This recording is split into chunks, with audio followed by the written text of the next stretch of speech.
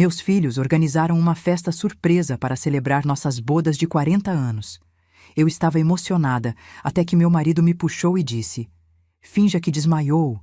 Precisamos sair daqui agora."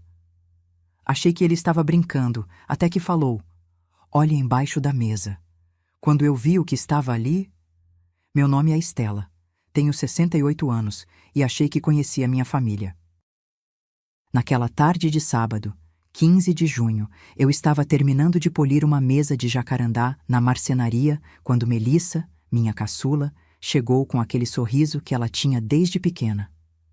"Mãe, preciso que você e papai venham jantar em casa hoje."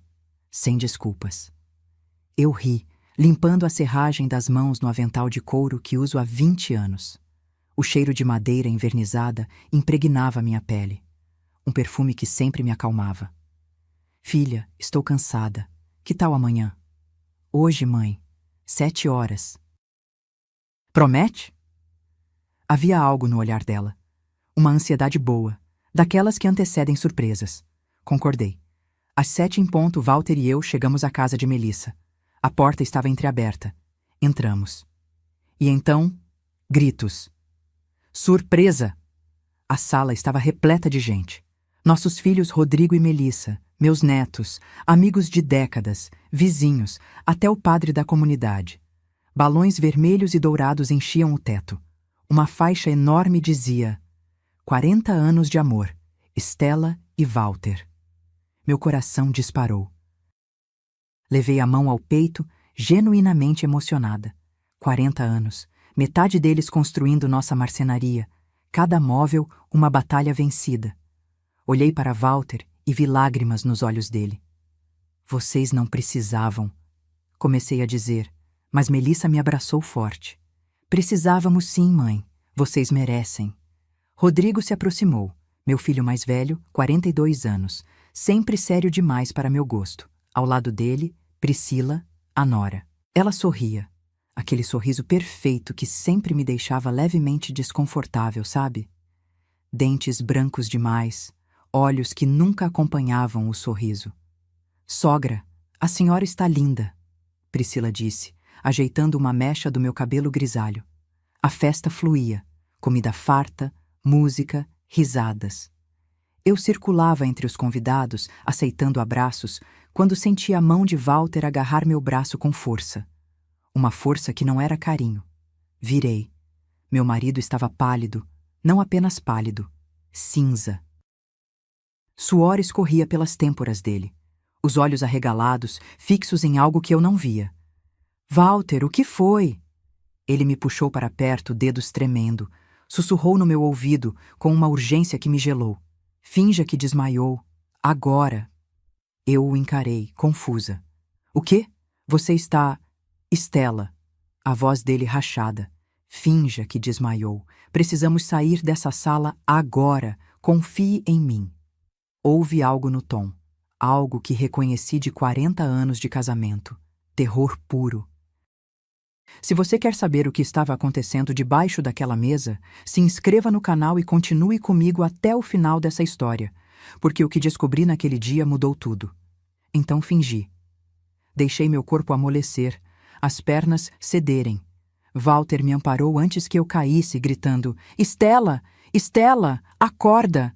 A festa explodiu em pânico. Ouvi gritos abafados, passos correndo, Melissa chorando. "Mãe! Mãe!"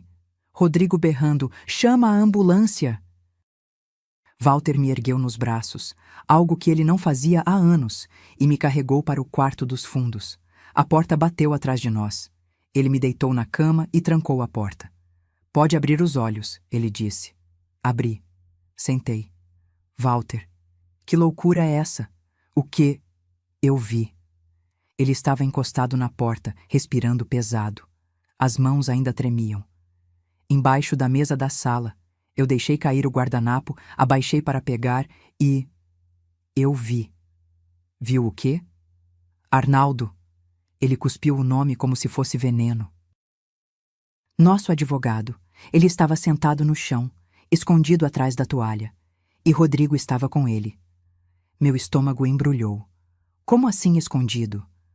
Arnaldo tinha documentos nas mãos, papéis. Ele estava passando para o Rodrigo assinar. Documentos com seu nome, Estela, com nossos nomes. O quarto começou a girar de verdade.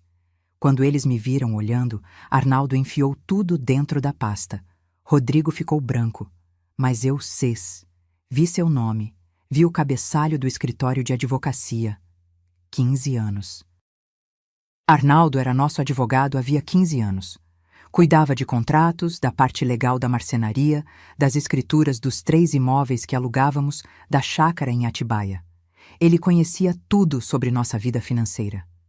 Isso não faz sentido, murmurei. Por que ele estaria... Batidas na porta. Mãe, abre! Era Melissa desesperada. Já vai! Gritei, tentando controlar a voz. Olhei para Walter. A gente volta lá e age como se nada tivesse acontecido. Você entendeu? Estela, eles estavam... Eu sei o que eles estavam fazendo. Minha voz saiu mais fria do que eu pretendia. Mas se a gente confrontar agora, sem provas, sem saber do que se trata, a gente perde. Você me ensinou isso, lembra? Na marcenaria, quando o cliente tenta te enganar, você não acusa. Você investiga primeiro. Ele assentiu, ainda tremendo. Destrancamos a porta. Melissa entrou correndo, lágrimas descendo. Mãe, você está bem? Que susto! Estou, filha. Foi só a pressão. Tem andado alta ultimamente. Rodrigo apareceu atrás dela. Nossos olhos se encontraram.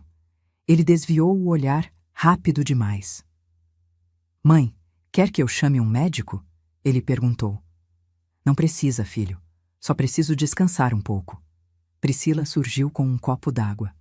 Sogra, a senhora precisa cuidar melhor da saúde. Está trabalhando demais naquela marcenaria. Peguei o copo. Nossas mãos se tocaram. As dela estavam geladas. Você tem razão, Priscila. Talvez eu precise desacelerar mesmo. Ela sorriu. Aquele maldito sorriso perfeito. Voltei para a festa 20 minutos depois, fingindo estar recuperada.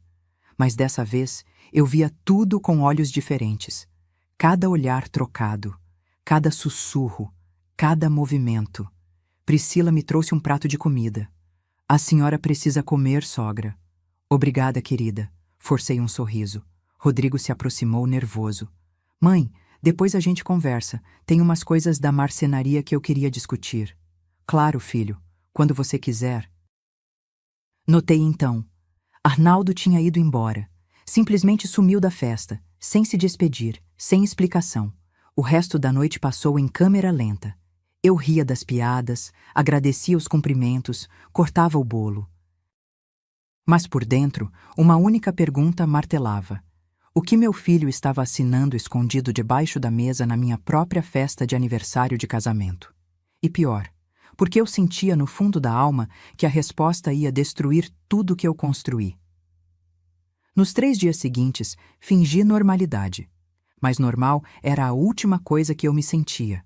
Cada vez que o telefone tocava, meu coração disparava. Cada vez que via o nome de Rodrigo na tela, uma náusea subia. Walter não dormia direito. Eu ouvia ele se revirando na cama às 3 da manhã, suspirando pesado. Na quarta-feira, Priscila apareceu na marcenaria sem avisar. Eu estava no escritório, revisando orçamentos, quando ouvi a voz dela na oficina. Sogra?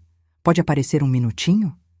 Me levantei devagar, alisando a calça jeans cheia de pó de madeira. Quando cheguei, Priscila estava parada entre as tábuas de cedro, completamente deslocada, com sua roupa de academia cara e unhas impecáveis.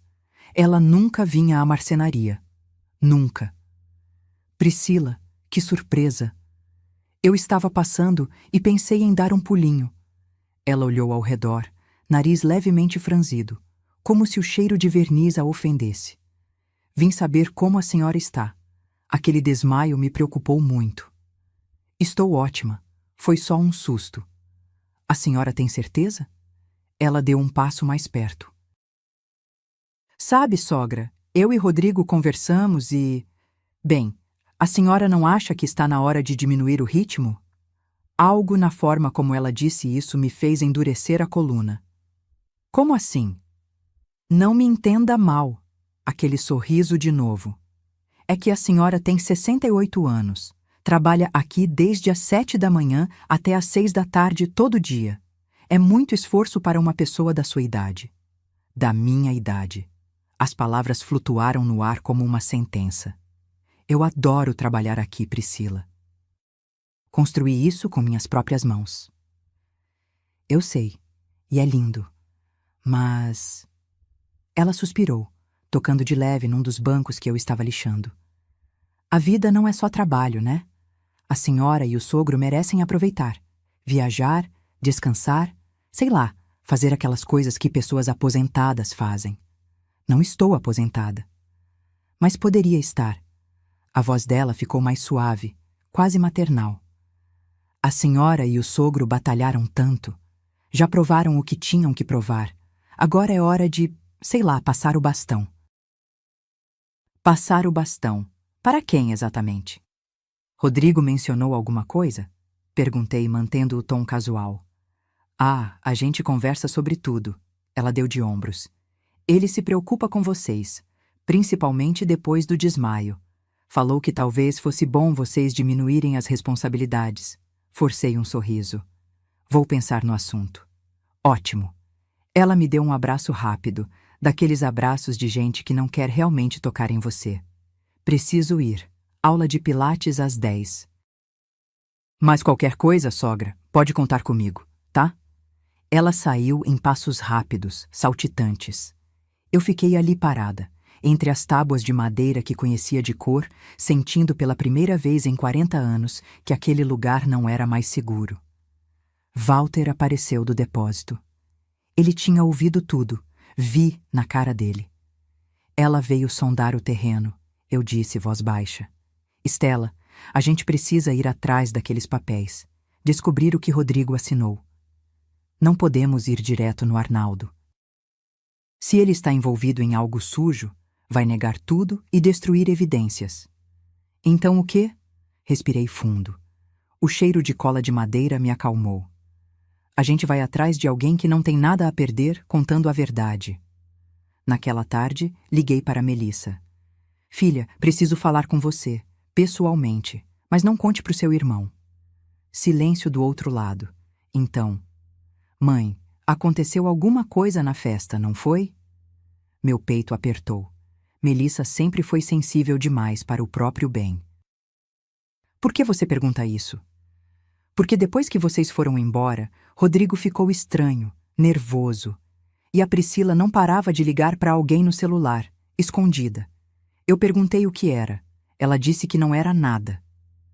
Você pode vir aqui em casa amanhã? De manhã cedo? Vou estar aí às 8. Desliguei e olhei para Walter. Nossa filha não é boba. Graças a Deus, ele murmurou. Naquela noite, não consegui dormir. Fiquei repassando mentalmente os últimos 6 meses. Tentando lembrar de momentos estranhos, de sinais que eu tinha ignorado. E então me lembrei. Há 4 meses, Priscila tinha me pedido para assinar umas autorizações bobas da marcenaria. É só para agilizar, sogra. O Rodrigo precisa pagar uns fornecedores e o banco está pedindo autorização sua. Eu tinha assinado, sem ler direito. Confiava nela. Confiava no meu filho. 3 meses atrás, de novo. Sogra, mais uma assinaturinha aqui. Coisa rápida. 2 semanas antes da festa. Só mais esta. Prometo que é a última. Quantas vezes eu tinha assinado papéis sem ler porque estava com pressa, porque confiava, porque achava que família não fazia mal. Levantei da cama às 5 da manhã, enjoada. Walter acordou com o barulho. Eu assinei coisas, sussurrei no escuro. Priscila me deu papéis para assinar. Eu nem li direito. Walter ligou o abajur. A luz amarela deixou tudo ainda mais sinistro. Que tipo de coisa? Ela disse que eram autorizações para o Rodrigo movimentar contas da marcenaria, para pagar fornecedores. Estela. A voz dele falhou. Você deu procuração? A palavra caiu entre nós como uma bomba. Procuração. Poder legal para alguém agir em seu nome. Vender, comprar, movimentar, decidir. Não sei, confessei, e a vergonha queimou. Eu não sei o que eu assinei. Às 8 em ponto, Melissa tocou a campainha. Entrou com os olhos inchados. Tinha chorado. Mãe, o que está acontecendo? Contei tudo. O que Walter viu embaixo da mesa. A visita de Priscila na marcenaria. Minha suspeita sobre as assinaturas. Melissa ficou branca, depois vermelha. Depois começou a tremer. Aquela cobra, ela sibilou. Aquela maldita cobra. Melissa. Não, mãe, eu sempre desconfiei dela, sempre. Mas vocês ficavam dizendo, dá um tempo para ela. Ela é da família agora. Lágrimas desceram. Eu sabia que tinha algo errado.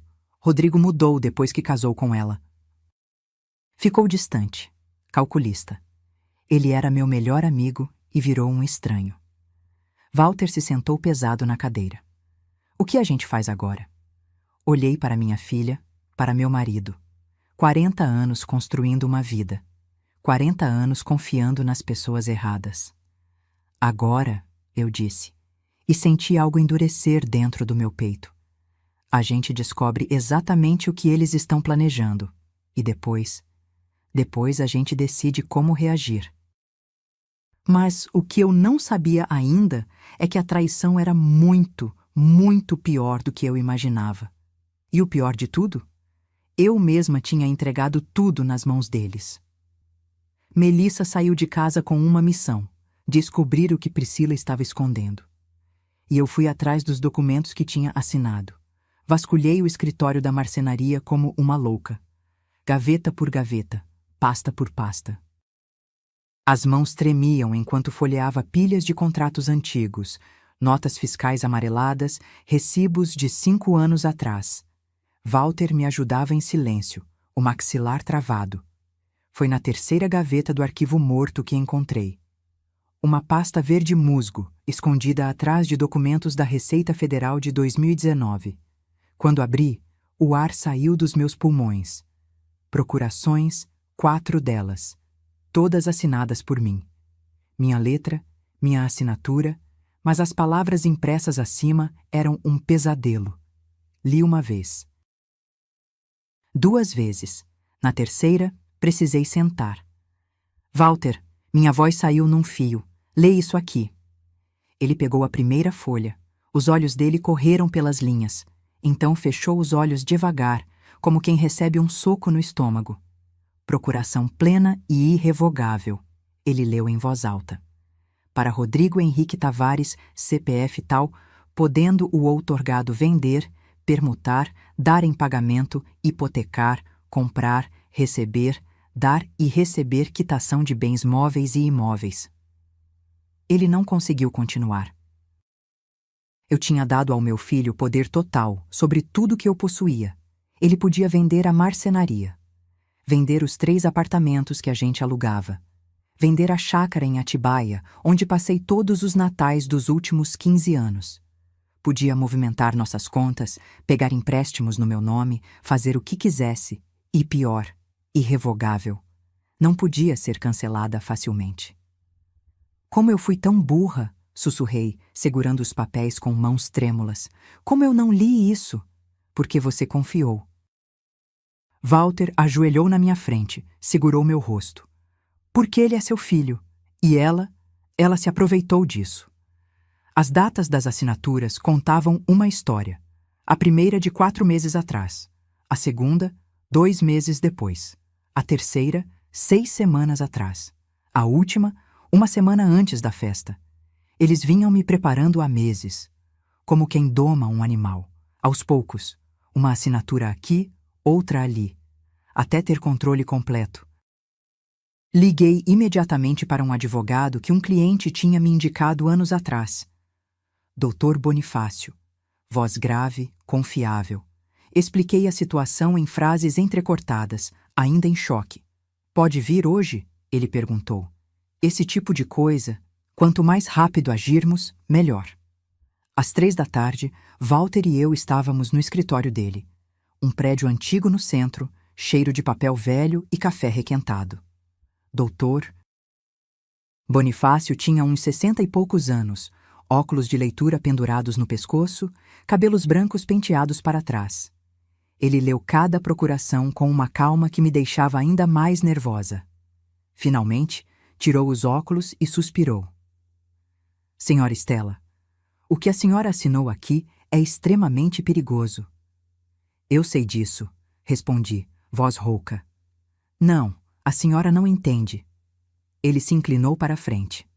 Com essas procurações, seu filho pode destruir seu patrimônio em questão de dias.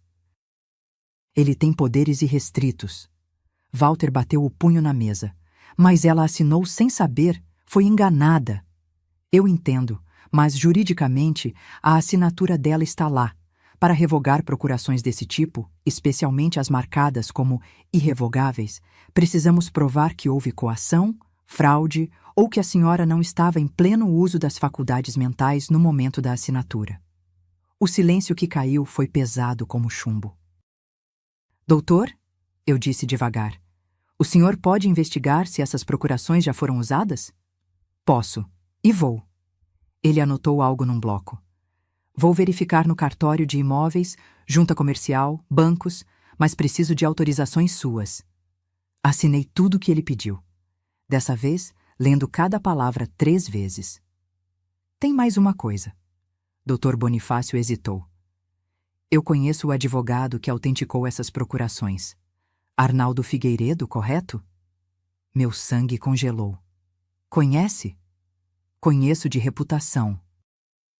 Já ouvi rumores sobre ele. Clientes que reclamaram de documentos adulterados, transferências suspeitas, nada provado, mas... Ele fez uma pausa significativa. Onde há fumaça, costuma haver fogo. Saímos do escritório quando o sol já estava laranja no céu. O trânsito de São Paulo rugia ao nosso redor, buzinas e vozes, mas eu me sentia em outro planeta. No caminho de volta, meu celular tocou. Rodrigo. Olhei para o nome dele na tela. Meu filho. O bebê que eu ninei durante noites inteiras quando ele tinha cólica. O menino que me abraçava com força e dizia, "Te amo, mãe", todos os dias. O jovem que chorou no meu colo quando a primeira namorada terminou com ele. Quando esse Rodrigo tinha morrido? Quando ele tinha se transformado nisso. Atendi. Mãe, tudo bem, você sumiu hoje. A voz dele soava normal, preocupada até, como se nada estivesse acontecendo. Estou bem, filho, só resolvi umas coisas. Ah, ótimo. Olha, eu e a Pri queríamos conversar com você e o pai. Tem um tempo essa semana? Pri. Ele a chamava de Pri. Sobre o quê? Sobre o futuro de vocês. Sobre possibilidades. Ele riu. Um riso leve, descontraído. Nada demais. A gente só quer ajudar. Ajudar. A palavra ecoou na minha cabeça, venenosa. Claro, filho. A gente marca. Que tal domingo? Almoço aqui em casa? Perfeito. Desliguei. Walter me olhou de lado enquanto dirigia. Ele quer conversar, eu disse. Domingo. Conversar sobre o quê? Sobre o nosso futuro. Olhei pela janela, para a cidade que eu conhecia de cor, e senti pela primeira vez que estava perdida nela. Acho que chegou a hora deles mostrarem as cartas.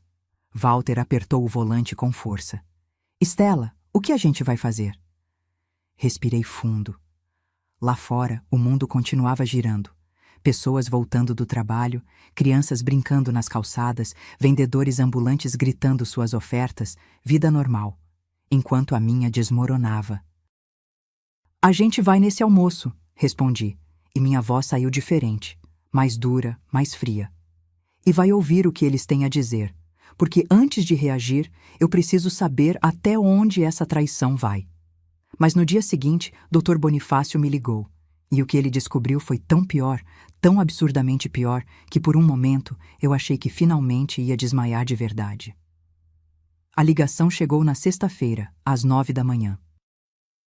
Eu estava na marcenaria, tentando me concentrar em orçamentos, quando o celular vibrou. Dr. Bonifácio. Senhora Stella, preciso que a senhora venha ao escritório. Agora. O tom dele me fez largar tudo. Encontrou alguma coisa? Encontrei. E a senhora vai precisar sentar para ouvir isso. 1 hora depois, eu estava de novo naquela sala com cheiro de papel velho. Walter ao meu lado, a mão dele suando fria entrelaçada na minha. Doutor. Bonifácio tinha uma pasta aberta na mesa, grossa, cheia de documentos. Cavei fundo, ele começou, tirando os óculos para me encarar. E o que descobri? Senhora Estela, seu filho e sua nora estavam a centímetros de consumar um golpe devastador. Golpe. A palavra caiu como uma pedra. Ele abriu a pasta. Primeiro documento, um contrato preliminar de compra e venda. Sua marcenaria. Ele apontou para os valores. Rodrigo assinou um compromisso de venda com a Madeiras Campineira Litata. Valor, 2.100.000 reais. Senti o chão balançar. 2 milhões? O problema é que a marcenaria vale no mínimo 3.800.000. Ele estava vendendo com 45% de desconto. E olha a data do contrato. 3 semanas atrás. 3 semanas. Antes da festa. Enquanto planejavam aquela surpresa, enquanto penduravam balões e encomendavam bolo, eles já estavam vendendo meu negócio pelas costas. Tem mais, Dr. Bonifácio continuou, implacável. Segundo documento. A chácara em Atibaia. Promessa de venda para um empresário de lá. 650.000 reais. O valor de mercado é 1.200.000. Walter soltou um palavrão baixinho. Eu nem reagi. Estava entorpecida. Os 3 apartamentos que vocês alugam? Mais papéis. Rodrigo iniciou o processo para colocá-los à venda. Ainda não efetivou porque precisava de um documento específico que, graças a Deus, ele não conseguiu falsificar. Que documento? Minha voz saiu rouca. Uma declaração de imposto de renda atualizada. O comprador exigiu. Rodrigo tentou conseguir uma falsa, mas o contador se recusou. Um contador honesto. A ironia me fez rir. Um riso seco, sem humor. Quanto? Perguntei. Somando tudo, quanto eles iam conseguir? Dr. Bonifácio fez as contas num papel. Vendendo tudo pelo preço que eles negociaram, mais os investimentos de vocês que somam 780.000 reais, perto de 5 milhões de reais. Talvez um pouco mais. 5 milhões de reais. O trabalho de 40 anos. Cada tábua de madeira que eu cortei, cada móvel que eu projetei, cada cliente que eu conquistei, cada prestação que eu paguei, tudo reduzido a um número numa planilha de Excel. E Arnaldo? Walter perguntou, voz trêmula de raiva. Qual o papel dele nisso? Ah, o doutor Arnaldo. Dr. Bonifácio puxou mais documentos. Ele seria o facilitador jurídico. Encontrei e-mails entre ele e Rodrigo. Neles, Arnaldo orienta sobre como proceder com as vendas, como evitar suspeitas, como garantir que as transferências fossem rápidas. E quanto ele ganharia? Perguntei. 20% do total, cerca de 1 milhão de reais. 1 milhão, por trair clientes de 15 anos, por destruir uma família. Tem uma coisa que eu não entendo, eu disse, olhando para os papéis espalhados. Por que tanta pressa? Por que vender tudo com desconto? Por que esse desespero todo? Dr. Bonifácio hesitou. Então, empurrou uma última folha na minha direção. Porque sua nora, Priscila, tem dívidas, muitas dívidas. O documento era um relatório de investigação que ele tinha encomendado. Eu li em choque crescente. Priscila devia 340.000 reais. Apostas online. Sites de cassino, jogos de azar, bets de futebol. Ela vinha apostando há 2 anos, perdendo cada vez mais, pegando empréstimos para cobrir perdas anteriores. Uma espiral descendente clássica. Ela escondeu isso de Rodrigo? Walter perguntou. Ao que parece, sim. Encontrei ameaças de cobradores no celular dela. Consegui acesso através de um investigador particular. Ela estava sendo extorquida, ameaçada, precisava do dinheiro com urgência. Tudo se encaixou. A pressa, o desespero mal disfarçado, os sorrisos falsos. Priscila não era apenas gananciosa, ela estava afundada até o pescoço. E meu filho? Minha voz rachada. Rodrigo sabe das dívidas dela? Não consegui confirmar. Mas pelos e-mails que li, ele parece genuinamente convencido de que estão ajudando vocês a terem uma velhice tranquila. As palavras dele, não minhas. Tranquila. Vendendo tudo que a gente tinha e nos enfiando onde? Tem mais uma coisa, Dr. Bonifácio disse, e o tom dele mudou. Ficou ainda mais sério. Encontrei rascunhos de um documento no computador do Arnaldo, um contrato com um lugar chamado Residencial Primavera Dourada. Meu sangue gelou. É um asilo? Walter perguntou. Tecnicamente é uma residência assistida de alto padrão para idosos. Fica em Guarulhos. O contrato previa uma mensalidade de R$17 mil para um casal, mais taxas, e tinha uma cláusula interessante. Em caso de necessidade médica ou cognitiva, a família tem autoridade para manter os residentes nas instalações. Demorou uns 5 segundos para eu entender o que ele estava dizendo. Eles iam nos trancar lá, sussurrei. Iam vender tudo, pegar o dinheiro e nos trancar num asilo. E se vocês reclamassem, Dr. Bonifácio completou, alegavam que vocês estavam senes, confusos, não podiam tomar decisões. A senhora mesma disse que Priscila já insinuou isso, sobre a pressão alta, sobre trabalhar demais. A sala girou. Levei a mão à boca. Senti Walter me segurar pelo ombro. Meu filho ia me arrancar da minha casa, da minha marcenaria, da minha vida, e me colocar numa gaiola dourada enquanto gastava cada centavo que eu tinha batalhado. O que eu faço? Perguntei, e a voz saiu quebrada. Doutor, o que eu faço agora? Dr. Bonifácio juntou todos os documentos com cuidado. Primeiro, a senhora vai revogar essas procurações. Já preparei os documentos necessários. Segundo, vamos entrar com representação criminal contra Rodrigo e Arnaldo por estelionato e apropriação indébita. Terceiro, ele me olhou nos olhos. A senhora precisa se preparar, porque quando eles descobrirem que a senhora sabe de tudo, vão agir. E não vai ser bonito. Sai daquele escritório com as pernas bambas. No elevador, Walter me abraçou. E eu chorei. Pela primeira vez em dias, deixei as lágrimas saírem. Chorei pelo filho que eu perdi, pelo menino que virou um estranho, pela confiança que foi pisoteada. Mas quando as lágrimas secaram, algo diferente tomou seu lugar. Raiva. Pura, fria, cristalina raiva. Eles acham que sou velha e boba, eu disse, encarando meu reflexo no espelho do elevador.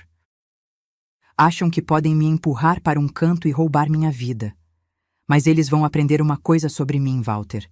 Eu não construí uma marcenaria do zero sendo fraca, e não vou deixar eles me destruírem agora. Walter assentiu, mandíbula cerrada. O que você quer fazer? Um plano estava se formando na minha cabeça. Perigoso, arriscado, mas necessário. Domingo tem aquele almoço, não tem? Eles vão querer conversar sobre nosso futuro. Sorri, um sorriso sem alegria. Pois a gente vai.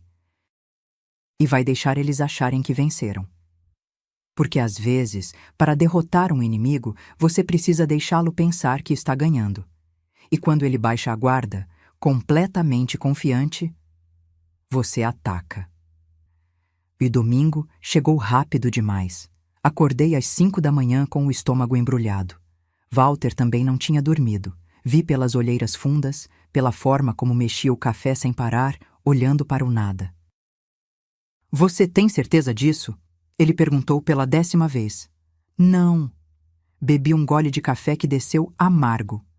Mas não temos escolha. Precisamos saber exatamente o que eles vão propor. Dr. Bonifácio disse, deixa eles se acharem espertos. Quanto mais seguros se sentirem, mais vão revelar. Às 11h30, estacionamos em frente à casa de Rodrigo. Um sobrado moderno num condomínio fechado em Alphaville que a gente tinha ajudado a dar de entrada há 6 anos. Lembrei do dia que entreguei o cheque de R$150 mil. Para o meu filho começar a vida dele, eu tinha dito, orgulhosa. Que idiota eu fui. Priscila abriu a porta com um vestido branco de linho, cabelo preso num coque impecável, sorriso radiante. Sogra, sogro, que bom que vieram. A casa cheirava a alecrim e alho assado. Música ambiente tocava baixinho. Tudo perfeitamente arrumado, como um cenário de revista. Rodrigo apareceu da cozinha, avental amarrado na cintura. Pai, mãe. Podem entrar. Fiz aquela picanha que vocês gostam. Meu filho cozinhando para mim. Que cena linda. Que farsa nojenta. Sentamos à mesa da sala de jantar, uma mesa de jacarandá que eu tinha feito de presente de casamento para eles. A ironia me sufocou. Comemos em silêncio tenso, disfarçado de conversa casual. Priscila tagarelava sobre a academia, sobre uma viagem que queriam fazer. Rodrigo concordava, sorria, servia vinho. Foi depois da sobremesa que a máscara começou a rachar. Então, Rodrigo limpou a boca no guardanapo, trocou um olhar com Priscila. A gente chamou vocês aqui porque... Bem, a gente tem uma proposta. Fingi surpresa. Que tipo de proposta? Priscila se inclinou para a frente, mãos delicadas entrelaçadas na mesa. Vocês dois batalharam tanto na vida. Construíram um patrimônio lindo, mas agora, com a idade de vocês, com a saúde que precisa de cuidado... Minha saúde está ótima, cortei. Mãe, você desmaiou numa festa há 2 semanas, Rodrigo disse, e havia algo novo na voz dele. Firmeza, autoridade. A gente está preocupado. Foi só pressão alta. E se for algo mais sério? Priscila inclinou a cabeça, falsa compaixão escorrendo de cada poro. E se da próxima vez for um derrame, um infarto? A senhora está com 68 anos, sogro com 70. Trabalhando 10 horas por dia numa marcenaria, respirando pó de madeira, carregando peso. Walter apertou minha mão por baixo da mesa. Eu respirei fundo. O que vocês estão propondo exatamente? Rodrigo se levantou, foi até a estante e voltou com uma pasta. Colocou na mesa entre nós. Pasta preta, grossa. A gente conversou muito sobre isso. Eu e Pri. E chegamos à conclusão de que o melhor para todo mundo seria uma transição. Transição, repeti. Dos negócios, ele abriu a pasta. Papéis. Muitos papéis. Vocês passarem a administração de tudo para mim, oficialmente. A marcenaria, os aluguéis, os investimentos, eu cuido de tudo. E vocês? Ele sorriu. Vocês aproveitam a vida que merecem. Priscila pegou minha mão, a dela gelada como gelo. A gente já até procurou um lugar lindo para vocês. Chama Residencial Primavera Dourada. É em Guarulhos, mas é 5 estrelas, sogra. 5 estrelas. Tem piscina aquecida, fisioterapia, médico de plantão, atividades. Um asilo, Walter disse, voz baixa e perigosa. Não é asilo. Priscila soltou minha mão, ofendida. É uma residência para a terceira idade de alto padrão. Tem gente de 80 anos lá que parece de 60, de tão bem cuidada. E quanto custa esse paraíso? Perguntei. Rodrigo folheou os papéis. 17 mil por mês para casal. Mas não se preocupa com isso. Eu pago. Com o meu dinheiro, pensei. Com a venda da minha marcenaria, dos meus apartamentos, da minha chácara. E se a gente disser não? Walter perguntou. O silêncio que caiu foi espesso. Priscila e Rodrigo se entreolharam. Algo passou entre eles, um acordo silencioso. Foi Priscila quem falou, e a voz dela mudou. Ficou mais dura, mais fria. Seria muito triste se vocês dissessem não. Por quê? Perguntei, já sabendo a resposta. Porque a gente ia ter que tomar medidas mais drásticas. Ela suspirou, como se estivesse genuinamente chateada. Vocês estão ficando esquecidos. A sogra já desmaiou, assina papéis sem ler, trabalha compulsivamente como se estivesse fugindo de algo. O sogro tem pressão alta descontrolada.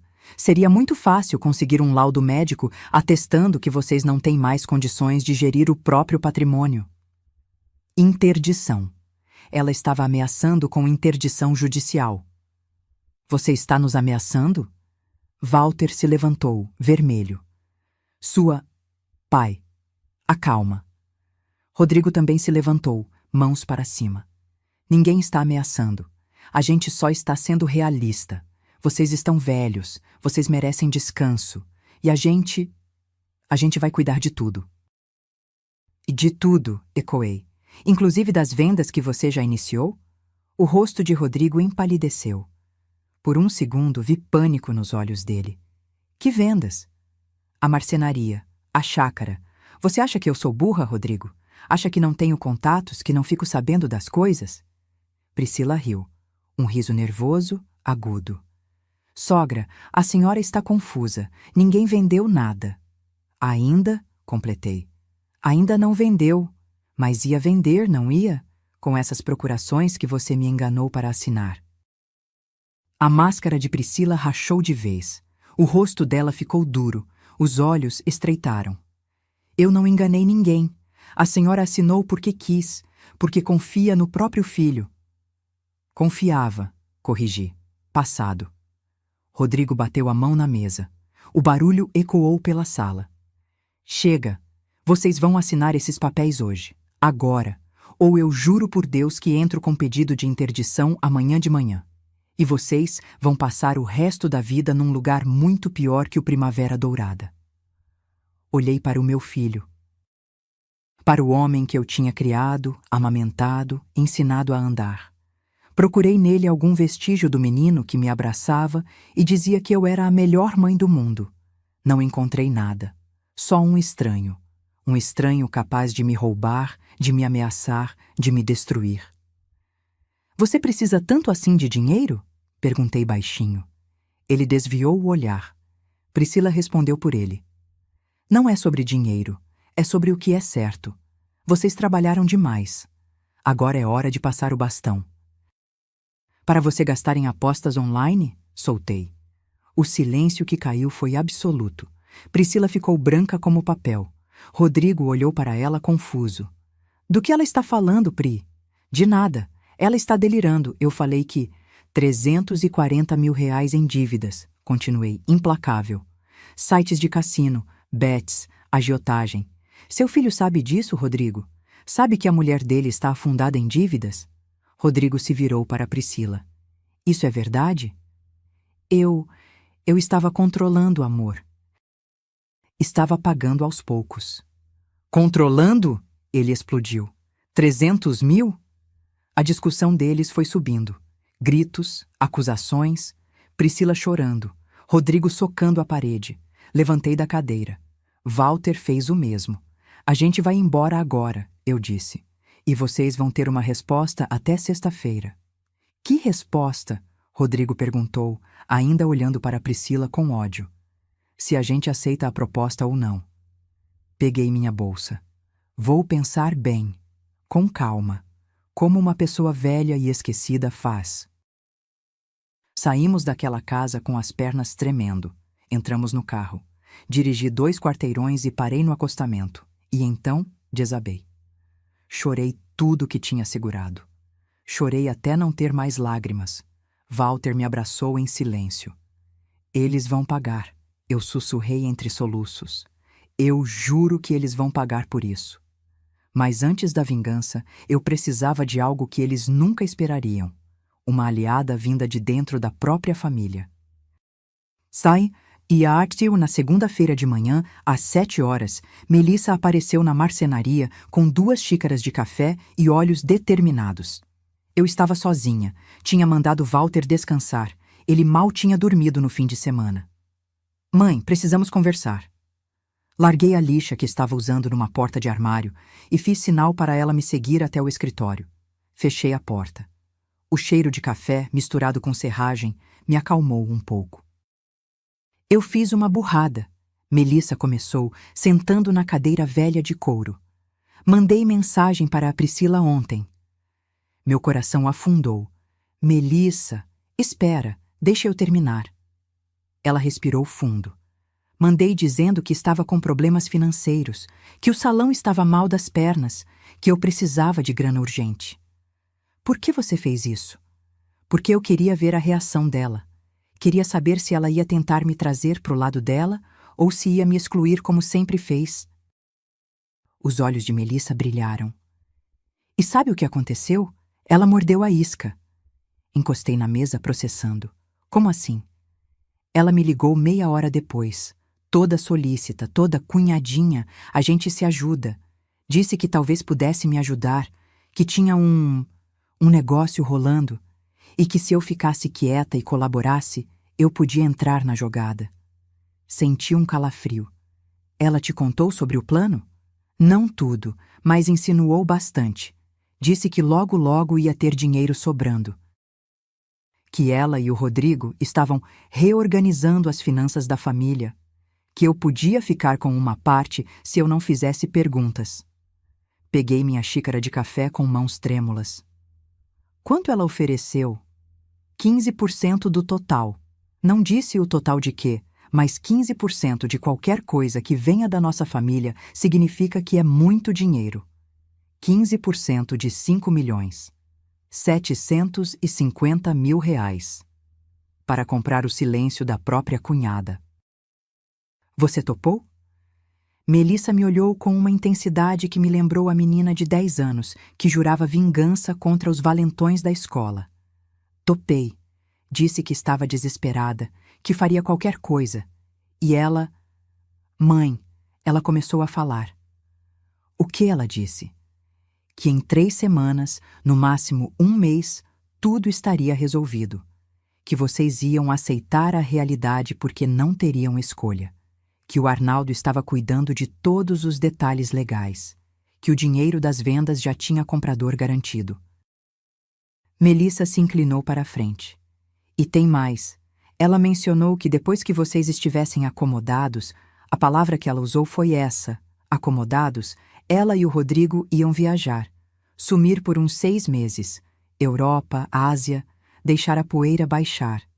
Deixar a poeira baixar, como se roubar os próprios sogros fosse uma inconveniência temporária. Ela falou alguma coisa sobre as dívidas?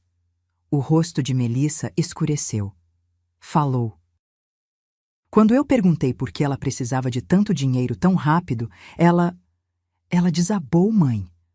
Começou a chorar. Disse que estava sendo ameaçada, que tinha gente cobrando juros absurdos, que se ela não pagasse até o fim do mês, iam machucar ela. Agiotas. Priscila não estava só endividada, estava sendo extorquida.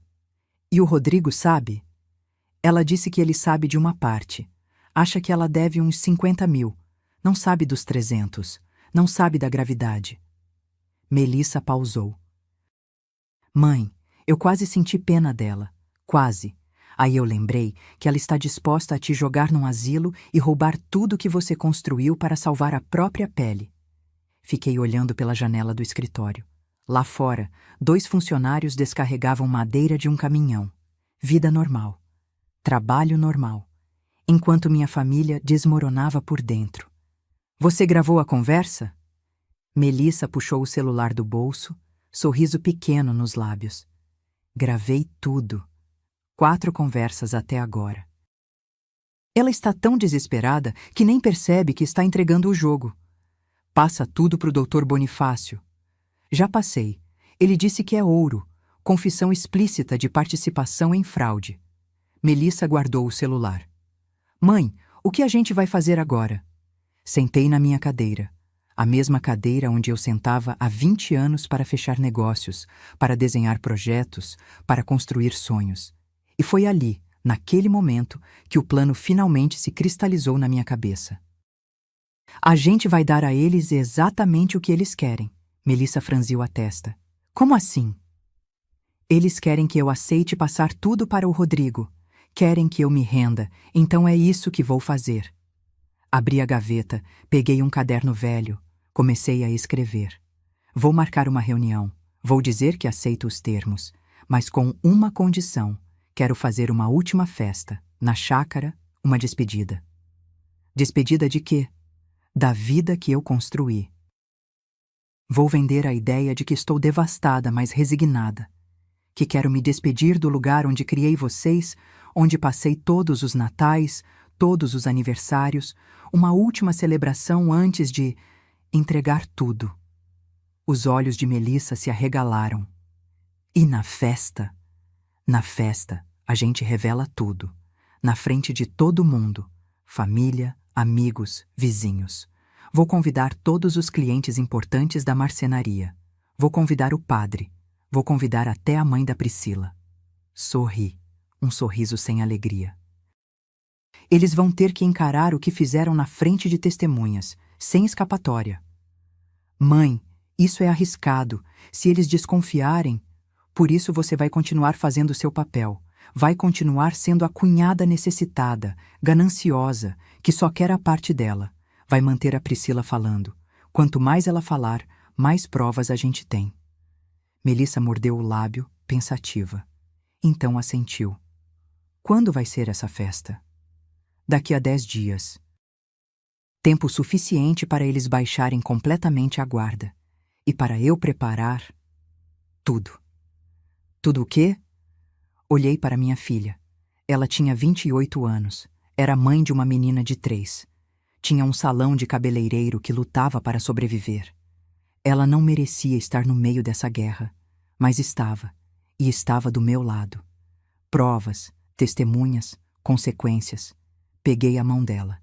Melissa, quando isso acabar, não vai ter volta. Seu irmão vai me odiar. A família dele vai me odiar.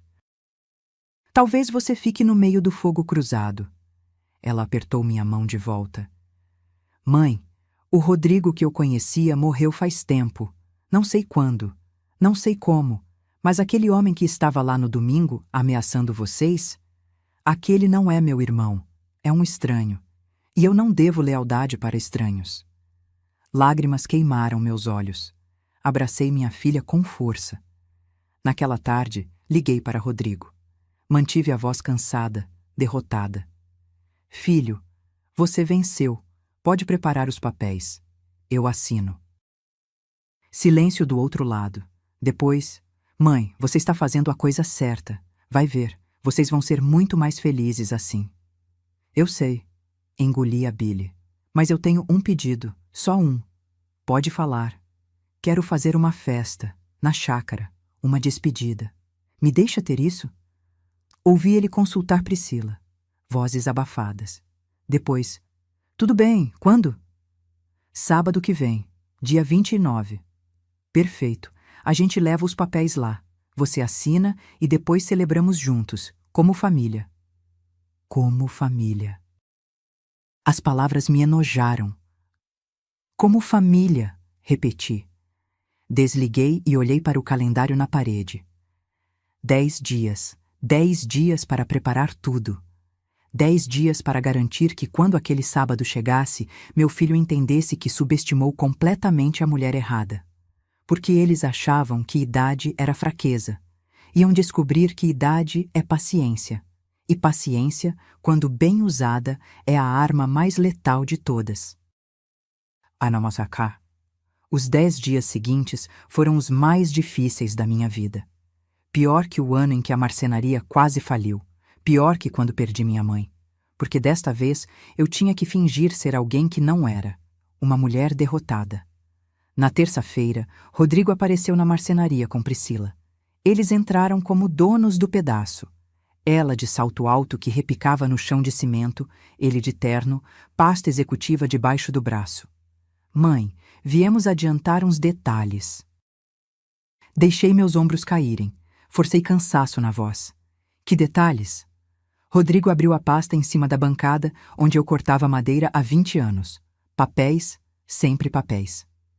Precisamos que a senhora assine aqui. E aqui. É só para facilitar a transição. Peguei uma folha. Li por cima. Era uma autorização para ele começar a movimentar as contas da marcenaria imediatamente. Minha mão tremeu. Não de medo, de raiva. Eu assino no sábado, na festa, como combinamos. Priscila tocou meu braço. Sogra, é melhor ir resolvendo aos poucos, para não ficar pesado depois. Eu disse que assino no sábado. Minha voz saiu mais dura que eu pretendia. Respirei, suavizei. Desculpa, é que é difícil, sabe? 40 anos trabalhando aqui. Não é fácil deixar ir embora assim. Rodrigo guardou os papéis, mandíbula tensa. Tudo bem. Sábado, então. Eles saíram sem se despedir. Quando o carro sumiu na esquina, minhas pernas cederam. Sentei no chão da oficina, entre tábuas de pinus e cheiro de cola. E pela primeira vez em décadas, pensei em desistir de tudo. De lutar. De resistir. Foi Walter quem me encontrou. Me puxou do chão, me abraçou forte. Mais 8 dias, ele sussurrou. Só mais 8 dias. Enquanto isso, Dr. Bonifácio trabalhava nos bastidores como um general montando estratégia de guerra. Revogamos todas as procurações, processo que ele conseguiu acelerar alegando risco iminente de fraude. Preparamos representação criminal contra Rodrigo, Priscila e Arnaldo. Juntamos cada e-mail, cada documento, cada gravação. E havia muitas gravações. Melissa se tornou uma espiã melhor do que eu poderia imaginar. Ela se encontrava com Priscila 3, 4 vezes por semana. Almoços, cafés, caminhadas no parque. E Priscila, desesperada por uma aliada, abria o jogo cada vez mais. Na quinta-feira, Melissa chegou na minha casa de noite, com o celular na mão e os olhos arregalados. Mãe, você precisa ouvir isso. Apertou o play. A voz de Priscila encheu minha sala. Então, assim que sua mãe assinar tudo no sábado, a gente acelera as vendas. O comprador da marcenaria já está pronto. Fecha em 1 semana. Os apartamentos, 15 dias no máximo. A chácara é a mais rápida. O cara paga à vista. Voz de Melissa. E quanto tempo até vocês terem o dinheiro na mão? Uns 20, 30 dias para limpar tudo. Aí a gente paga os agiotas. Essa parte é minha. O Rodrigo nem precisa saber dos valores exatos. Sobra uns 4,5 milhões. A gente coloca seus pais no Primavera Dourada, reserva uma grana para as mensalidades deles. E o resto é nosso. E os meus 15%? Risada de Priscila. Cunhadinha, você vai receber direitinho. Uns 700 mil. Dá para reformar o salão e ainda sobra bastante. E se eles mudarem de ideia? Se sua sogra se recusar a assinar no último minuto? Pausa. Depois, a voz de Priscila ficou fria. Assustadoramente fria. Ela não vai se recusar. A gente deixou bem claro as consequências. E se ela tentar alguma coisa... Bem, a gente tem as procurações antigas ainda. Elas tecnicamente ainda são válidas até a revogação ser publicada oficialmente. Dá tempo de fazer bastante estrago. Melissa desligou a gravação. Me olhou. 47 áudios, mãe. Eu tenho 47 áudios dela confessando tudo. Planos, valores, ameaças, tudo. Mandei tudo para Dr. Bonifácio naquela mesma noite. Sexta-feira chegou, véspera da festa. Fui até a chácara em Atibaia para preparar tudo. O lugar que eu amava. 3 hectares de mata, um lago pequeno, a casa de madeira que Walter tinha construído com as próprias mãos 20 anos atrás. Caminhei pelos caminhos de pedra, toquei nas árvores que eu mesma tinha plantado. Cada canto tinha uma memória. Rodrigo aprendendo a andar de bicicleta ali. Melissa pescando no lago. Natais, Páscoas, aniversários, vida. E meu filho queria vender isso por 650 mil reais. Metade do valor real, para pagar as dívidas de jogo da mulher dele. Walter apareceu atrás de mim. Decoradores chegaram, estão arrumando tudo como você pediu. Olhei para a casa, balões, mesas, cadeiras, tudo para uma festa que seria o cenário da maior humilhação que Rodrigo e Priscila já viveram. Você confirmou com todos? Perguntei. Confirmei. Dr. Bonifácio vai estar aqui. Trouxe 2 oficiais de justiça como testemunhas. Delegado Castro disse que vem. Ele vai estar paisano, mas pronto para agir se necessário. Padre Augusto confirmou presença. E os convidados? 43 confirmados. Clientes da marcenaria, vizinhos, amigos, família. A mãe da Priscila também vem. Disse que estava curiosa para conhecer a chácara. A mãe de Priscila, que ia ver a filha ser desmascarada na frente de todos. Parte de mim sentiu pena. Uma parte pequena, mas sentiu. O resto de mim sentiu apenas uma determinação fria. Naquela noite, Rodrigo me ligou. Mãe, amanhã é o grande dia. É, respondi, cansada de verdade agora. Você está bem? A pergunta me pegou desprevenida. Havia algo na voz dele, algo que soava quase como preocupação genuína. Por um segundo minúsculo, pensei em desistir de tudo, em perdoar, em simplesmente deixar ele seguir com a vida dele.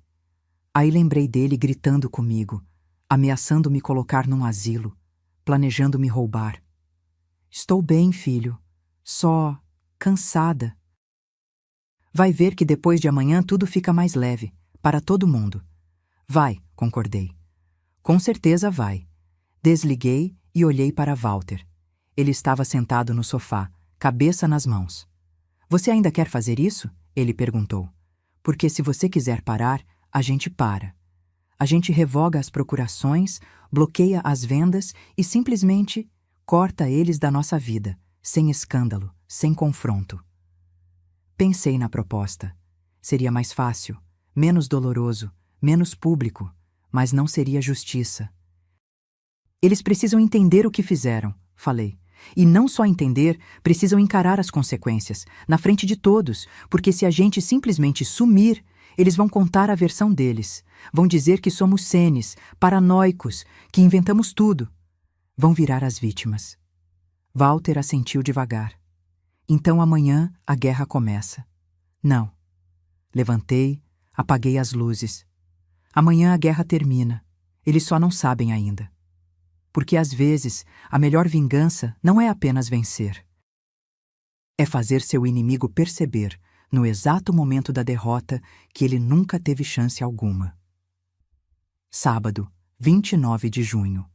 O dia amanheceu com um céu azul impossível, sem uma nuvem sequer, como se até o universo estivesse conspirando para que nada atrapalhasse o que estava por vir. Cheguei na chácara às 10 da manhã. A festa estava marcada para meio-dia.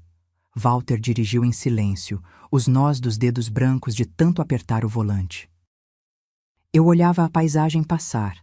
Árvores, casas, vidas normais de pessoas que não estavam prestes a destruir a própria família.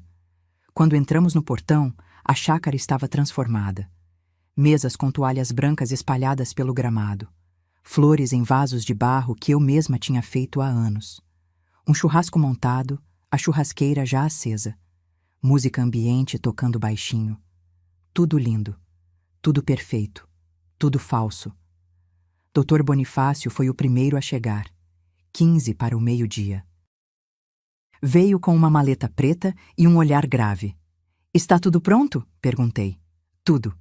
Os oficiais de justiça chegam ao 12:30, disfarçados de convidados. Delegado Castro às 13 horas. Os documentos de revogação das procurações foram publicados ontem no Diário Oficial. Então, juridicamente, Rodrigo não tem mais poder nenhum sobre seu patrimônio. Ele sabe? Não. A publicação foi em nome técnico. Ele só vai descobrir quando tentar usar as procurações. Melissa chegou logo depois, com a filha pequena, Marina. Minha neta de 3 anos correu para mim, abraçou minhas pernas. Vovó, tem bolo?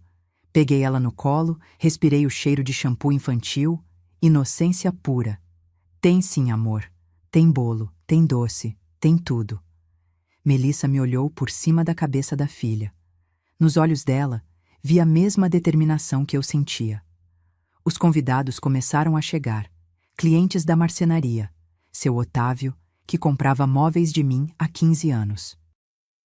Dona Conceição, vizinha da chácara, Padre Augusto, com sua batina preta e sorriso gentil. Amigos, conhecidos, gente que fazia parte da minha vida de verdade. E então, às 12h20, o carro de Rodrigo entrou no portão. Meu coração disparou. Senti Walter apertar minha mão. Rodrigo saiu primeiro. Camisa social azul clara, calça bege, sapato de couro. Sorria. Sorria como se fosse um dia normal, uma festa normal, uma família normal. Priscila desceu do carona. Vestido amarelo, sandálias de salto, cabelo solto. Linda, radiante. Uma cobra com pele de princesa. Mãe! Rodrigo me abraçou. Senti o perfume dele, o mesmo que eu dava de presente todo o Natal. Que festa linda! Você caprichou. Quis fazer bonito. É a última vez que vou estar aqui, não é? Algo passou pelo rosto dele. Culpa, hesitação. Passou rápido demais para eu ter certeza. Não precisa pensar assim. Você pode visitar sempre. Visitar a chácara que era minha. Que ironia. Priscila me beijou o rosto. Sogra, estava pensando. Semana que vem a gente leva vocês para conhecer o Primavera Dourada. Vai adorar. Tenho certeza. Menti. A festa fluiu. Comida, bebida, risadas. Rodrigo circulava entre os convidados como um anfitrião, aceitando parabéns por cuidar tão bem dos pais. Priscila grudada nele, sorriso permanente. Às 13 horas, pedi atenção. Todos se viraram para mim. 43 pessoas, todas ali para testemunhar. Quero agradecer a presença de todos. Comecei, voz firme. Hoje é um dia muito especial, um dia de verdades. Rodrigo franziu a testa. Priscila inclinou a cabeça confusa. Walter e eu passamos 40 anos construindo uma vida, uma família, um patrimônio, e achamos que quando ficássemos velhos estaríamos cercados de amor e respeito. Pausei. Estávamos enganados. O silêncio que caiu foi absoluto. Mãe, do que você está falando? Rodrigo deu um passo à frente. Estou falando de você, filho. De você e de sua mulher. Estou falando do plano que vocês montaram para me roubar. Priscila ficou pálida. Sogra, a senhora está confusa. Não estou confusa. Minha voz subiu. Estou lúcida, talvez pela primeira vez em meses. E hoje, na frente de todos vocês, vou contar exatamente o que meu filho e minha nora tentaram fazer. Dr. Bonifácio se aproximou, abriu a maleta, tirou documentos. Procurações, eu disse pegando as folhas.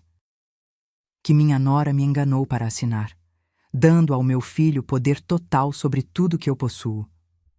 Rodrigo tentou rir. Mãe, você está fazendo tempestade em copo d'água. Aquilo foi só para você vender minha marcenaria por 2.100.000 reais, 45% abaixo do valor de mercado. Olhei para os clientes da marcenaria presentes. Seu Otávio, a senhora se lembra quanto ofereceu pela marcenaria ano passado? Seu Otávio, um empresário sério, pigarreou. 4 milhões, Estela, você recusou. E você, Rodrigo, ia vender por 2. Peguei outro documento. A chácara, 650 mil, vale mais de 1 milhão. Os apartamentos, subavaliados em 30%. As pessoas murmuravam. Olhares chocados viravam para Rodrigo. Isso é mentira! Ele explodiu. Ela está inventando! Estou tentando ajudá-la e ela... Ajudar? Melissa apareceu ao meu lado, celular na mão. Como isso aqui, Rodrigo? Ela apertou play. A voz de Priscila encheu a chácara. Assim que sua mãe assinar tudo no sábado, a gente acelera as vendas. O resto é nosso. Uns 700 mil para você. Priscila cambaleou. Você me gravou? Gravei. 47 vezes. Você falando sobre o golpe, sobre as dívidas, sobre os agiotas, sobre tudo. Rodrigo se virou para a mulher. Que agiotas? Que dívidas? 340 mil reais, eu disse. Sua esposa deve esse valor em apostas online. É por isso que ela estava tão desesperada. Não era só ganância, era sobrevivência. A mãe de Priscila, uma senhora grisalha no canto, soltou um gemido. Priscila, minha filha... Rodrigo olhou para Priscila como se estivesse vendo um monstro. Você me usou, me manipulou, me fez virar contra minha própria mãe. Você não foi manipulado, gritei, e a raiva que eu tinha segurado por semanas finalmente explodiu. Você escolheu me ameaçar, escolheu tentar me internar, escolheu assinar contratos pelas minhas costas. Lágrimas desciam pelo meu rosto, mas eu não parava. Você é meu filho. Eu te dei a vida. Te criei. Te amei incondicionalmente. E você Você ia me arrancar da minha casa e me trancar num asilo, enquanto gastava cada centavo que eu suei para conquistar. Rodrigo estava branco como papel, mudo. Dr. Bonifácio deu um passo à frente. As procurações foram revogadas. Publicadas ontem no Diário Oficial. Todas as tentativas de venda foram barradas legalmente. E há representação criminal sendo preparada contra vocês dois, mais o Dr. Arnaldo Figueiredo, por estelionato e apropriação indébita. Delegado Castro, que eu nem tinha visto chegar, mostrou o distintivo. Vou precisar que vocês me acompanhem para prestar depoimento. E foi nesse momento, vendo meu filho desmoronar diante de 40 testemunhas, que entendi. Justiça não é doce. Justiça dói. Em todo o mundo. O caos que se seguiu foi pior do que eu imaginava. Priscila entrou em pânico. Começou a gritar, a chorar, a implorar. Eu não tive escolha. Eles iam me matar. Os agiotas iam me matar. A mãe dela correu para abraçá-la, mas Priscila se afastou. Não me toca! Ninguém me toca! Rodrigo estava paralisado, simplesmente parado ali, olhando para as próprias mãos como se não as reconhecesse. Como se estivesse acordando de um pesadelo e descobrindo que ele mesmo era um monstro. Os convidados murmuravam. Alguns olhavam com pena, outros com nojo. Dona Conceição, minha vizinha de 72 anos, cuspiu no chão perto de Priscila. Sem vergonha. Roubar os próprios sogros. Delegado Castro se aproximou de Rodrigo. Senhor, vai precisar me acompanhar. A voz de Rodrigo saiu quebrada. Eu não sabia das dívidas. Eu juro que não sabia. Eu pensei que a gente estava ajudando. Ela me disse que vocês estavam doentes, que não conseguiam mais administrar tudo sozinhos. Mentira! Walter avançou nele. Eu segurei meu marido. Você me ameaçou. Disse que ia nos internar à força se a gente não concordasse. Rodrigo fechou os olhos. Quando abriu, estavam vermelhos. Eu sei o que eu fiz. Deus, o que eu fiz? Foi a primeira vez que vi meu filho realmente entender. A máscara caiu.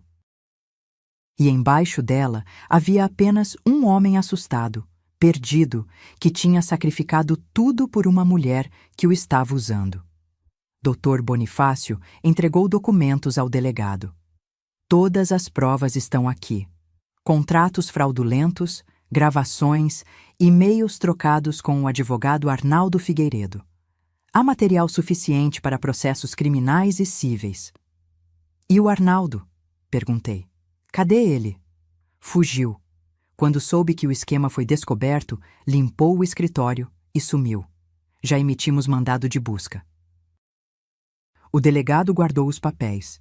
Mas ele não vai longe. Gente assim nunca vai. Priscila tentou correr.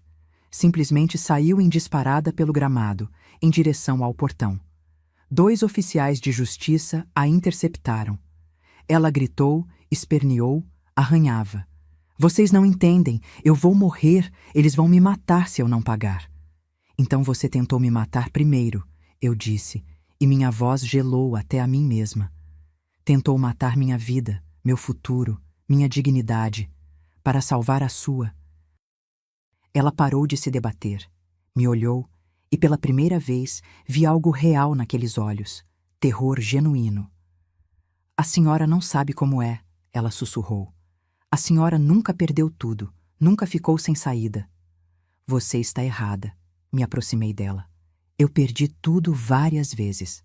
Quando a marcenaria quase faliu em 2009 e eu tive que vender minhas joias para pagar funcionários. Quando minha mãe morreu e eu fiquei com dívidas médicas de R$200 mil. Quando um incêndio destruiu metade do meu estoque e o seguro não cobriu. Parei bem na frente dela. A diferença é que eu lutei, trabalhei, suei, não tentei roubar ninguém. Priscila desabou no chão, soluçando. Os convidados começaram a ir embora. Não havia mais festa, só destroços. Padre Augusto se aproximou antes de sair. Colocou a mão no meu ombro. Estela, o que você fez hoje foi necessário, mas não deixe que a raiva consuma você. Seu filho errou terrivelmente, mas ele ainda é seu filho. Não sei se é, padre. Minha voz rachada. Não sei mais quem ele é. Às 4 da tarde, a chácara estava vazia. Só sobramos eu, Walter, Melissa e Dr. Bonifácio. Rodrigo e Priscila tinham sido levados para prestar depoimento. Sentei numa das cadeiras brancas, olhando para a mesa que ninguém tinha tocado. Comida desperdiçada, festa arruinada, família destruída. Mãe! Melissa se ajoelhou na minha frente. Você fez a coisa certa. Fiz? Olhei para ela. Porque não parece. Parece que eu acabei de explodir tudo que construí em 40 anos. Não foi você quem explodiu. Foi o Rodrigo. E a Priscila. Walter sentou ao meu lado. Pegou minha mão. Suas mãos calejadas, manchadas de verniz, tremiam. O que vai acontecer agora? Ele perguntou para Dr. Bonifácio. O advogado guardou os documentos na maleta. Criminalmente? Rodrigo responde por tentativa de estelionato. Priscila por estelionato consumado e falsidade ideológica. Arnaldo, quando for pego, responde por associação criminosa e prevaricação. As penas podem variar de 2 a 8 anos, dependendo das agravantes. E eles vão preso? Melissa perguntou. Depende. Rodrigo provavelmente consegue responder em liberdade. É réu primário. Priscila é mais complicado. Tem as dívidas, risco de fuga. Arnaldo com certeza fica preso quando acharem ele. Números, processos, penas, tudo tão frio, tão distante da dor que eu sentia. Tem um detalhe, Dr. Bonifácio continuou. As vendas que Rodrigo iniciou, mesmo sendo fraudulentas, criaram algumas complicações legais. Os compradores de boa-fé que já depositaram sinal vão querer reaver o dinheiro. Vamos ter que entrar em alguns processos cíveis para limpar tudo. Quanto tempo? 6 meses, talvez 1 ano. Mas no final, tudo volta para vocês. A marcenaria, os apartamentos, a chácara, tudo fica protegido. Protegido. A palavra soou vazia. Naquela noite, Walter e eu voltamos para casa em silêncio. A casa que dividíamos há 40 anos, que de repente parecia grande demais, vazia demais. Eu fui para o quarto de Rodrigo. O quarto que mantive intacto desde que ele saiu de casa para se casar. Troféus de futebol de colégio na estante. Pôsteres desbotados. Uma foto nossa na formatura dele. Meu braço em volta do ombro dele. Os dois sorrindo. Quando aquele menino tinha morrido? Em que momento eu perdi meu filho? Sentei na cama dele e chorei. Chorei por horas. Chorei pela família que não existia mais, pelo filho que se tornou um estranho, pela confiança que nunca mais voltaria. Walter me encontrou lá, às 2 da manhã. Me puxou para o abraço, e a gente chorou junto. Você acha que fiz certo? Perguntei na escuridão. Acho que você fez o que tinha que ser feito. Não é a mesma coisa. Eu sei. Silêncio. Depois, Walter, ele tentou nos destruir, nosso próprio filho. Como a gente volta disso? Não sei se volta. Ele apertou meu rosto entre as mãos. Mas sei que você não merecia ser roubada. Merecia ser respeitada. E se foi preciso humilhá-lo publicamente para ele entender isso, então que seja. Mas mesmo sabendo que eu tinha feito o certo, o gosto na boca era de cinzas. Porque vencer contra a própria família não é vitória. É luto. É enterrar quem você amava e aceitar que aquela pessoa nunca existiu realmente. 6 meses passaram como uma névoa cinzenta. Os processos corriam na justiça, lentos como sempre. Arnaldo foi preso tentando embarcar para o Paraguai com documentos falsos e R$ 200 mil em espécie. Priscila respondeu em liberdade, mas teve que entregar o passaporte. Rodrigo simplesmente sumiu da minha vida.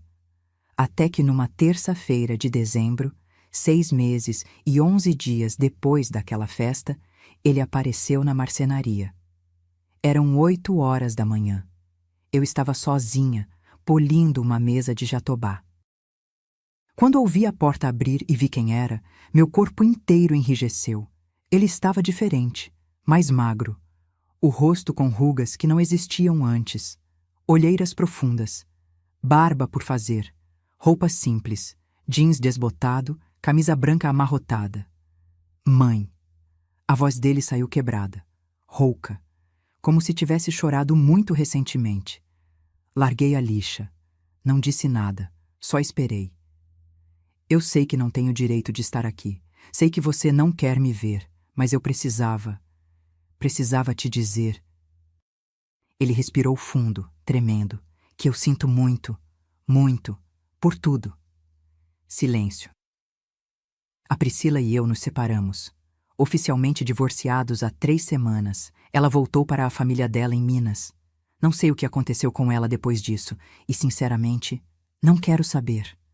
Peguei um copo d'água, bebi devagar, deixei ele continuar. Perdi meu emprego. O Marcelo, meu chefe, era amigo de vocês. Quando soube do que eu tinha feito, me demitiu na hora. E ele estava certo. Eu não merecia trabalhar lá. Rodrigo passou a mão pelo rosto. Tive que vender o carro. A casa está prestes a ser retomada pelo banco.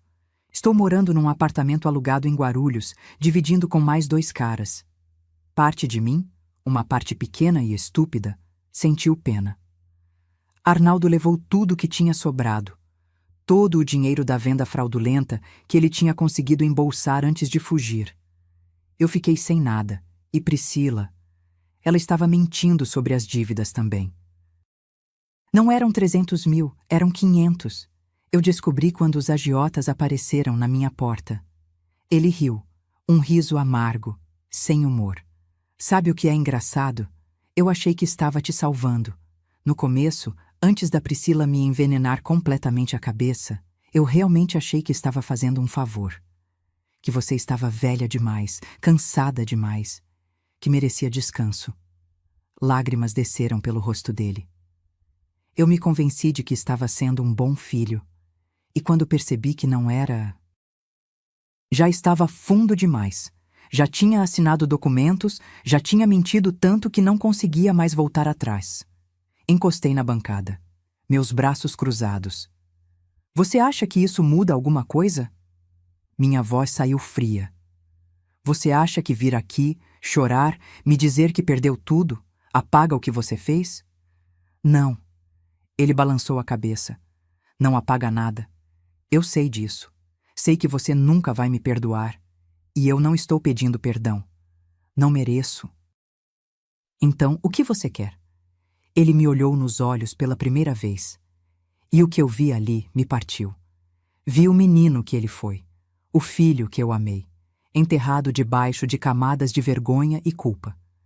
Quero uma chance de ser humano de novo, não seu filho. Isso eu perdi o direito. Mas uma pessoa decente. Alguém que você não tenha vergonha de conhecer. Respirei fundo. O cheiro de madeira me acalmou. Terapia, eu disse. Você vai fazer terapia. 2 vezes por semana, no mínimo, não negociável. Ele assentiu. Já comecei, há 2 meses. Trabalho honesto. Nada de atalho, nada de esquema, nada de mentira. Consegui emprego numa obra, pedreiro.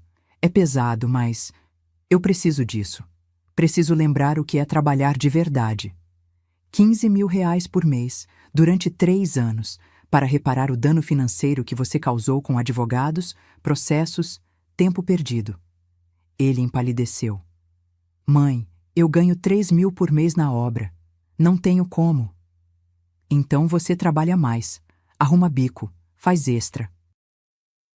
Mas você paga, cada centavo. Porque ações têm consequências, Rodrigo, e você vai aprender isso na pele. Silêncio pesado. Depois, tudo bem, eu pago. E você não é mais meu filho por sangue. Você é um estranho que precisa reconquistar esse lugar. E pode levar anos. Ou pode nunca acontecer. Você aceita isso? Vi ele engolir seco. Limpar as lágrimas. Aceito. Voltei a polir a mesa. Ele ficou ali parado, sem saber se devia ir ou ficar. Pode ir, eu disse sem olhar para ele. Volta quando tiver o primeiro pagamento. Ouvi os passos dele se afastando, a porta abrindo, fechando. Quando ele saiu, minhas pernas cederam. Sentei no chão da oficina e chorei, porque parte de mim queria ter corrido e abraçado ele, ter dito que estava tudo bem, que eu perdoava, mas não estava tudo bem. E perdão não se dá, se conquista. 3 semanas depois, Walter e eu embarcamos para Fernando de Noronha. 18 mil reais. Nossa primeira viagem em 20 anos. Ficamos 10 dias. Mar azul, peixe fresco, sol quente na pele. E pela primeira vez em meses, eu respirei. Quando voltamos, a marcenaria estava diferente. Melissa tinha assumido a gerência. Tinha contratado 2 funcionários novos, reorganizado o estoque, criado conta no Instagram. As vendas tinham aumentado 30%. Mãe, você construiu algo grande, ela disse, me mostrando as planilhas. Agora deixa eu ajudar a fazer crescer mais ainda.